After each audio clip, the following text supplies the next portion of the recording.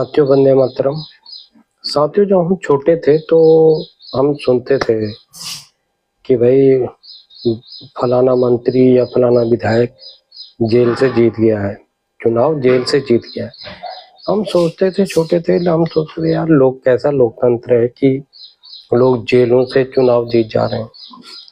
तो उसकी जो आज की स्थिति है वो पहले की बात ही, आज से 30-40 साल पहले की बात। तो वर्तमान में हम देख रहे हैं कि विधायक मंत्री तो छोड़िए, आप स्थिति इतनी खराब हो गई है कि जो मुख्यमंत्री बने हैं, मंत्री लोगों के ऊपर कितने ही बड़े आरोप हों, चाहे वो जेल में भी पड़े हों, लेकिन वो पद नहीं छोड़ रहे,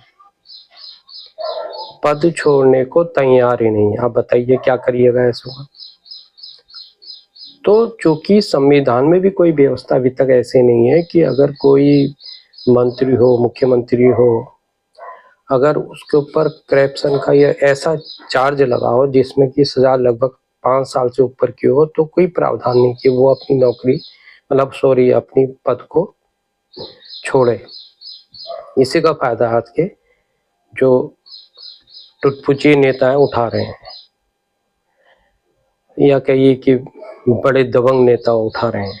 तो इसी के परिप्रेक्ष्य में जो सूचना मुझे आप लोगों को देनी है कि अभी जो गृह मंत्री हमारे देश के हैं, उनके द्वारा अभी संसद में जो है, सदन में एक प्रस्ताव रखा गया है जो कानून बनने वाला है कि अगर किसी के ऊपर भी 5 साल से ऊपर का चार्ज लगता है, जिसकी सजा 5 साल से ऊपर की होती है, तो उसको किसी भी हालत में एन केन प्रकार पद त्यागना ही पड़ेगा। तो ये जो स्थिति है, इससे जो है विपक्षी लोगों में बड़ी हड़कंप मची हुई है। आपने देखा होगा, उदाहरण आपके सामने है, केजरीवाल जी का उदाहरण आपके सामने है।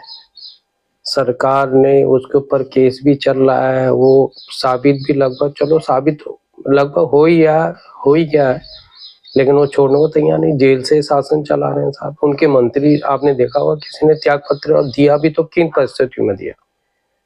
तो ये जो दूषित प्रक्रिया है, सही संविधान जो हमारे विधाता हैं, जिन्होंने संविधान को जन्म दिया, उन्होंने कभी सोचा भी नहीं होगा, ऐसे देश, ऐसे राष्ट्र की कल्पना भी नहीं की होगी, शायद उनके समझ में होगा ही नहीं कि इस प्रकार से दुष्चरित्र लोग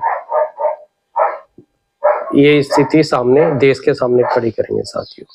तो ये बहुत स्वागत योग्य कदम है गृह मंत्री अमित शाह जी का और पूरी कैबिनेट का। मैं समझता हूँ कि और ऐसे लोगों को डरना भी चाहिए।